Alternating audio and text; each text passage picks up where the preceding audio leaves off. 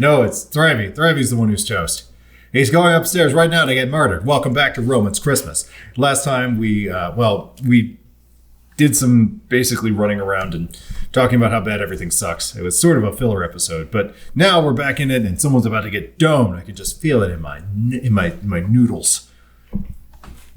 Elegant got up and walked past Orange. She paused and gently touched his shoulder, but continued on without waking him. I think I'll go back to my room and get some sleep. Good night, everybody. Are you following me? Is there something you want to talk about in private? Well, I just wanted to get your opinion before I went to bed. Will it happen again among the rest of us? According to what information I have collected, the rest of the lodges were total strangers before they came here.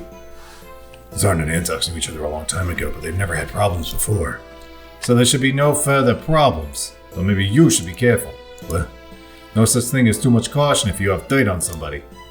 You're talking about Solar. I've spoken to her. There shouldn't be any problems with her. Not just her. Do you mean? Elegant glanced at the staircase, then rose on her toes and whispered in my ear. Hold on, not that one. I'm half deaf, remember? Sorry, my mistake. Turn around and listen to her whisper with the other ear. Heron! Seriously? He swore he's repented. Just like a criminal would. Just as, I believe, Munich swore that he would be faithful to Solar at their wedding. And all those who offered to keep vigil at night these days tend to, well, no offense. Good point. Well then, I wish you a good night, Roman. Good night, Elegant. I locked the door and bolted the window. Like Elegant said, no such thing as too much coffin. Maybe tonight I can sleep peacefully. This music says no. I couldn't be more familiar with the taste of snow, a salty taste like rusted iron, cruelly overwhelming all other tastes. Whoops. Oh fuck, what did I just do? From the first snow of winter to the last one in spring, I won't miss any of them. Oh, you think you're tough? Come on, get up. Is this all you got? Get serious. Did you break your leg or something? Move, you idiot. Oh shit, it's really broken. Stop standing like an idiot, run. What about him? Are we just gonna leave him here? We have time, just go. That day, there was heavy snow as well. That day, he was there as well. Day 6, 28 December, 1285. I was awoken by a loud, heavy pounding on my door. Roman! What happened? Someone grabbed my wrist as I opened the door and dragged me downstairs without a word. Whoa, what the fuck is happening right now? Shut! Heron's dead! That's legitimately not what I thought was going to happen. The lobby was filled with the scent of booze, and a dozen or so empty cups were piled on the counter. Heron was bent over the counter with half a cup of cider in his hand. Is he drunk? The priest guy was drunk! This I was about to condemn Heron for drowning himself in cider and abandoning his duty of familiar spell. Just barely masked by the alcohol caught my attention. Blood. Hope it wasn't Heron's blood.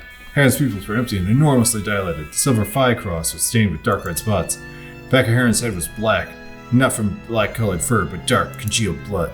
The smell of blood and cider filled the air of the hall. That could just be the subtitle of this game, Roman's Christmas, Blood and Cider. Like it was starting to seep into the carpet and the bricks of the walls. Heron. It had to happen eventually.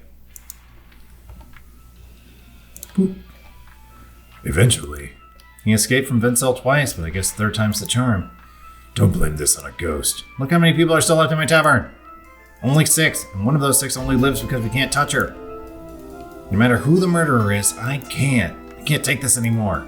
But stop investigating. I am so fucking tired of people dying. Besides, Heron wasn't exactly innocent. I know Heron did something unforgivable, but that doesn't matter what his past sins were. Execution without a judgment is not allowed. That's why I want to keep investigating, but I'll respect whatever you decide, certainly. I'll go find Thriving to do the autopsy. Thanks. Someone passed me the keys and hurried upstairs. Well, fuck. I honestly thought Heron was going to be the killer this time. Investigations begin. This is a different CG. Like, I just recognized that.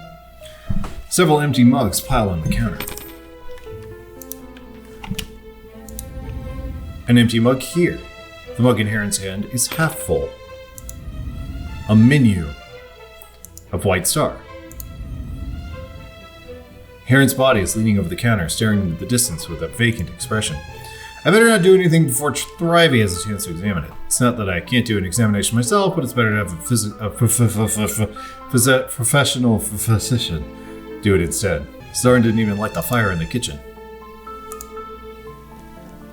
My usual reaction is this: what's taking Thrivey so long to come downstairs? Is to assume that everyone is suspicious. Hey, there we go. Sorry for making you wait so long. We just got ready. It's okay, I'll go take a look elsewhere. Thrivey rubbed his eyes with his sleeve and covered up his mouth to hide a yawn. Sorry for waking you up this early. It's okay, this is my job.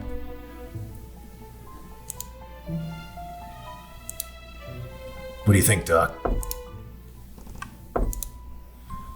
Did you finish the autopsy? I just fucking got... Oh, apparently I'm done. Is the book dry? Well, what about your book? Is it still readable? No, it's fine. It's almost dry now. What do you think happened? Well, if you'd like me to guess... the murderer poisoned Heron and struck him on the back of the head when he tried to call for help.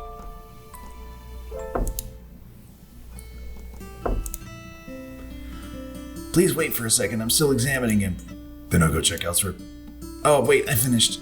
Huh? That's faster than I thought. Well, it seems to be pretty simple this time. What the fuck are you talking about?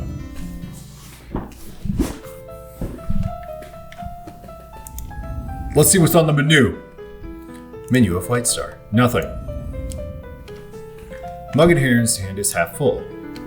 They better not touch that. Why? I think the cider is poisoned, though I'm not positive. That's just my assumption after examining the body. Tell me about his snoot. Heron's pupils are dilated. That's not his snoot. His face looks purple from suffocation. It does? There's blood on the back of his head. It looked close, and it wasn't caused by a sharp weapon. He bled a lot, though that wasn't fatal. Like Anzox. I have prepared an autopsy report. Ask for you if you don't understand. Thanks.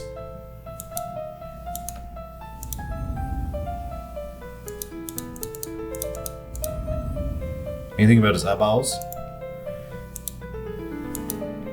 No, it looks like everything. Looks like we got everything. Oh, wait, what's this? Counter full of mugs. Thanks.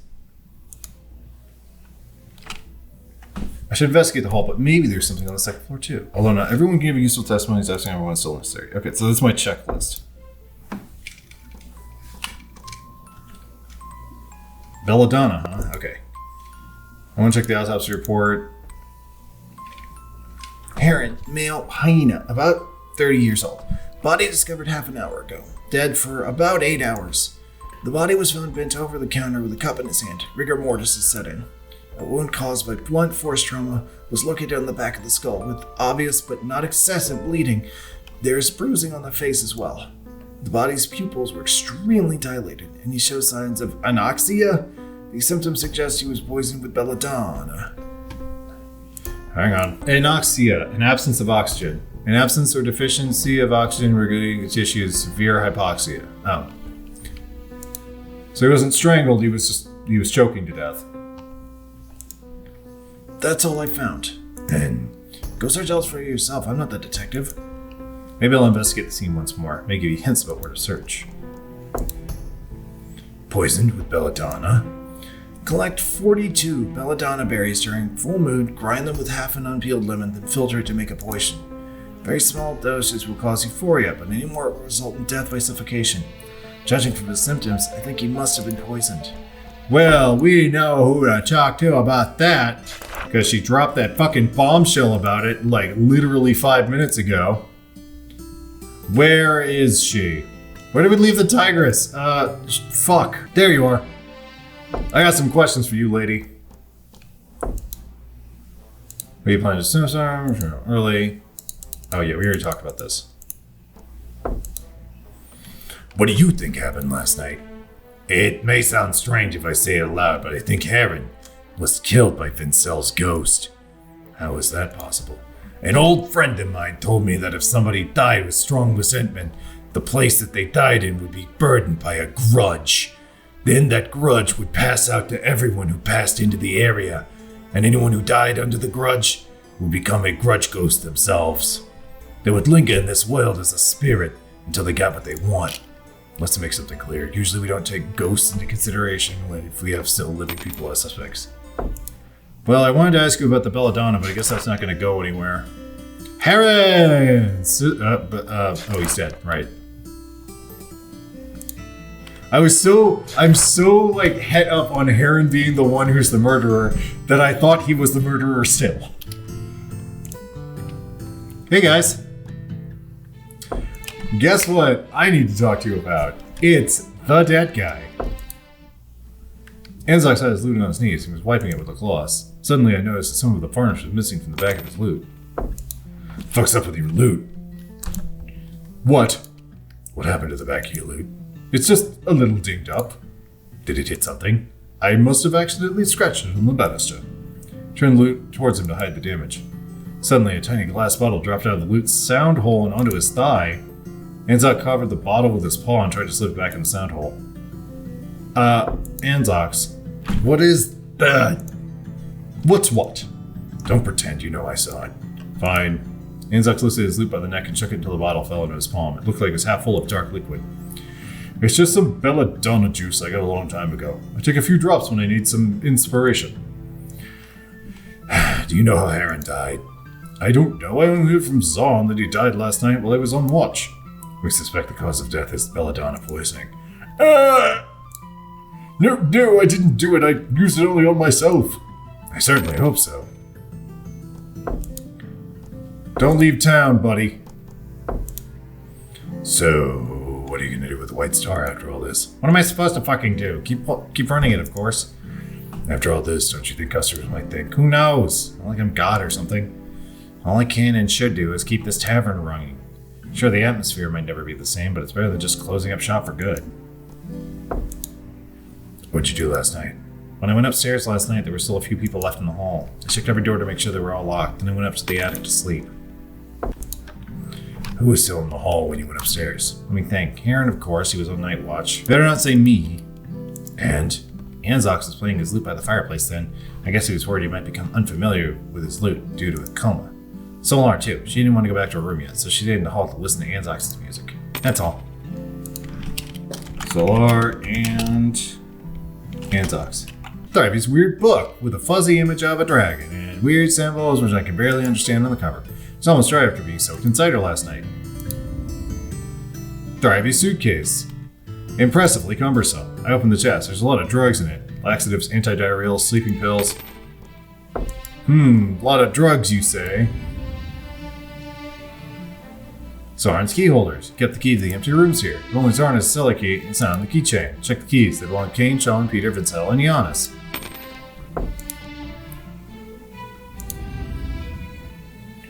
The ladder, dragged by a rope, can move along the rails. Great. Talk to Zarn, talk to Anzox, talk to Elegant, talk to Thrivey, talk to Solar. Okay. I have testimonies from everybody. This is getting easier and easier, buddy.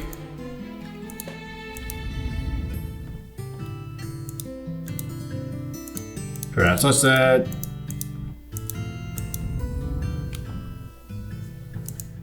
Several empty mugs. Maybe I... What are you talking? Oh, I gotta go talk to Elegant. Right. I completely forgot. Door swung open before I inserted the key into the keyhole. Weird. What's going on? They usually lock a door after investigating a room? Of course, why? The door to the room Vincel stayed in was open this morning. Have someone open his door in order to convince us that his ghost took his revenge. It sounds like a pretty harebrained scheme going on here.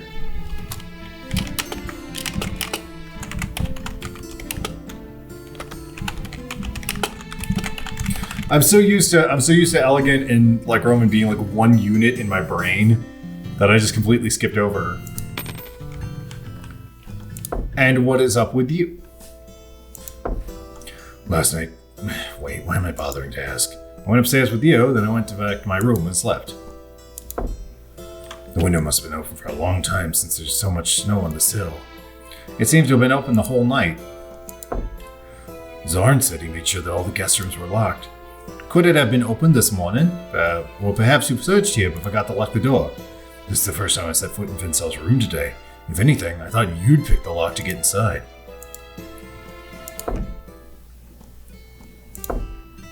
What's up with all this snow, dog? The window in Vincel's room is open. The snow is piled up on the windowsill. Was this also set up to confuse us?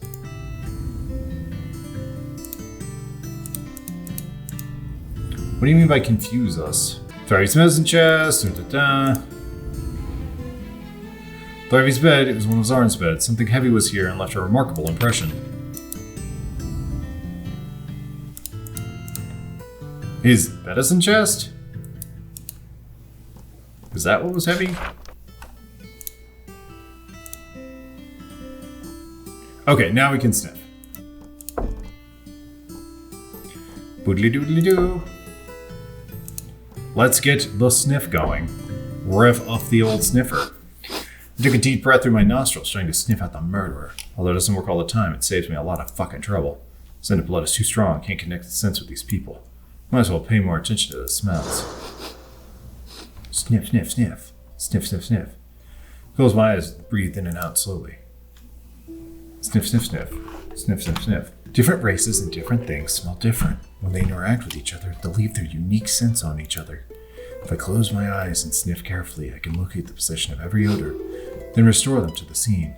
The more similar interaction methods, places, and times are, the more similar the scent is.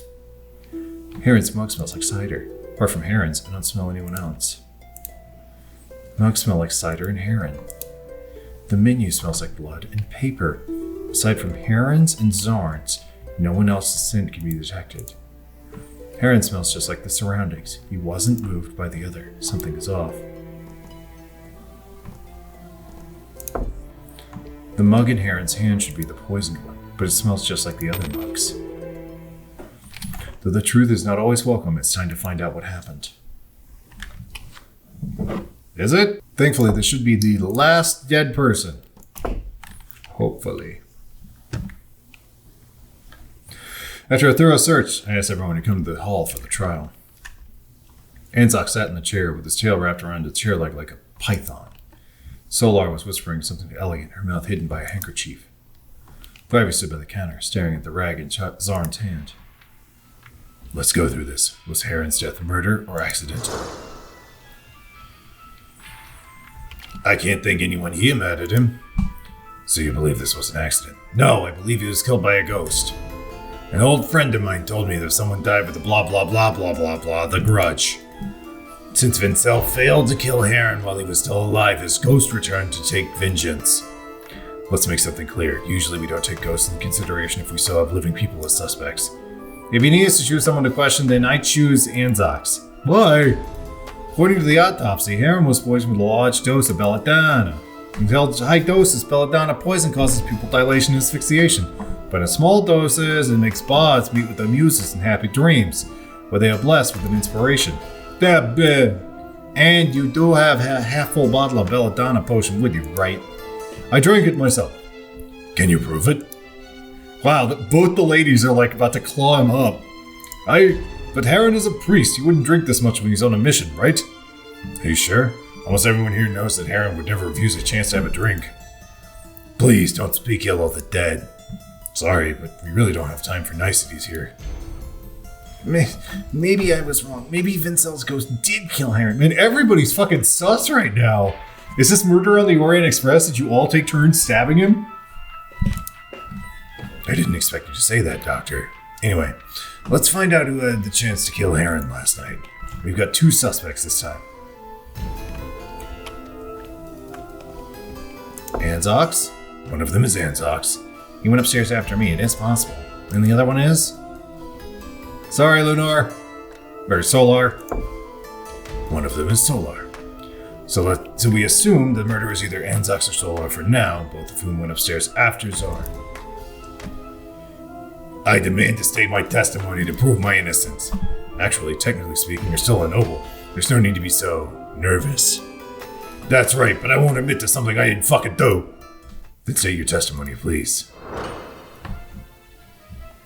I didn't want to go back up to my room early last night, so I stayed in the hall to listen to Anzacs play his lute. At first, it was clear and sweet as a lullaby, but soon he started speeding the rhythm up and the tune went pretty strange. I was a bit disturbed by the tune, so I went upstairs to go to bed. When I went upstairs, Anzacs was still there with Heron.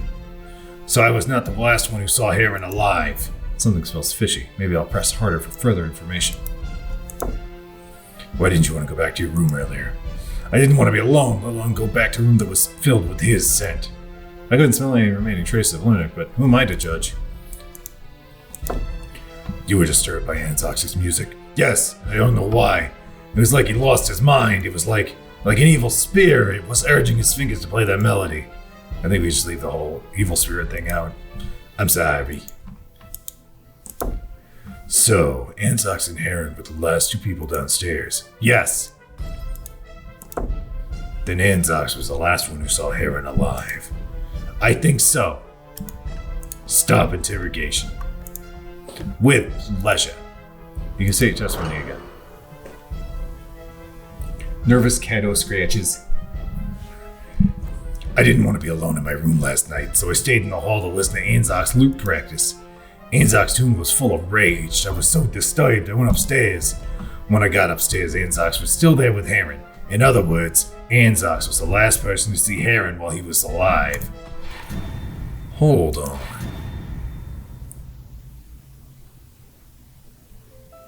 What?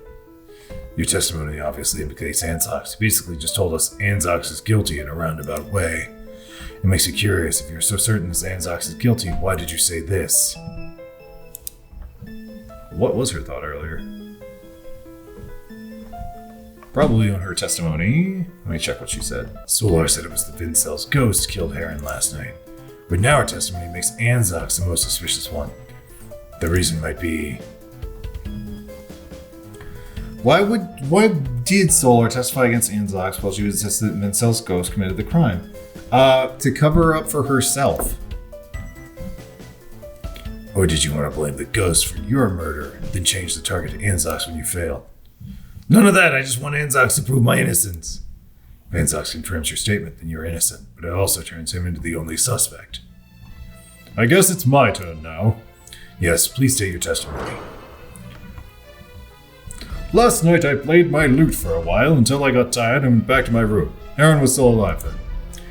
I've used up that half bottle of belladonna juice and it was definitely not suitable for poisoning. Also, there was a wound on the back of Heron's head, isn't there? I don't have a proper weapon that could leave such a wound. Regardless, I didn't poison Heron and I had no reason to do so. Something smells fishy. What was Heron doing when you went back to your room? Was he drunk? He was praying while counting the beads on his rosary. He wasn't drunk. Can you explain where the rest of the belladonna went?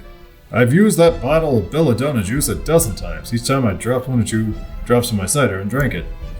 It's really quite expensive. I'm not so wasteful as to use half the bottle to poison someone. But there's one piece of evidence that contradicts your statement. No matter what you said, the way Heron died is certain. He was poisoned with belladonna. And in the entire tavern, you're the only one with the belladonna potion. And somebody would be poisoned if they consumed belladonna in excess. That seems to be a bit different from it not being suitable for poisoning. But what about the wound? Don't worry, we're getting to that. You actually always carry something you could hit somebody with. What object could be used as a weapon? The lute that he said he would bean Heron over the head with. As a matter of fact, the pin on the backside of your lute has come off. Makes sense if it'd come off when you hit someone with it. That was an accident. Damn, really? I would never use my beautiful lute in such an awful way. Then what would you use? In short, the problem with the belladonna cannot be solved at the moment. We can only assume that it was added to Heron's cider by someone. If we do, Heron's death could be explained easily. It's because of the poisoning effect of the potion. This is a serious accusation. You added the belladonna juice to Heron's cider and invited him to drink with you. You were trying to poison him. However, because the poison doesn't kill instantly, Heron must have tried calling him for help, right? That's when you hit him in the back of the head with your lute, accelerating his death with both poisoning and brain damage. But I definitely didn't kill him. Surely there must be some way to prove there's no belladonna juice in that cider, right? I don't want to believe it. We can't really prove that the cider... Wait, I can prove it. Anzox impulsively dropped his lute and strode to the bar counter. Jesus Christ, man! He pushed Thrivey, who'd been squatting beside Heron's body, aside before grabbing the mug and downing his contents in a single gulp. And thus I shall prove my words to be true!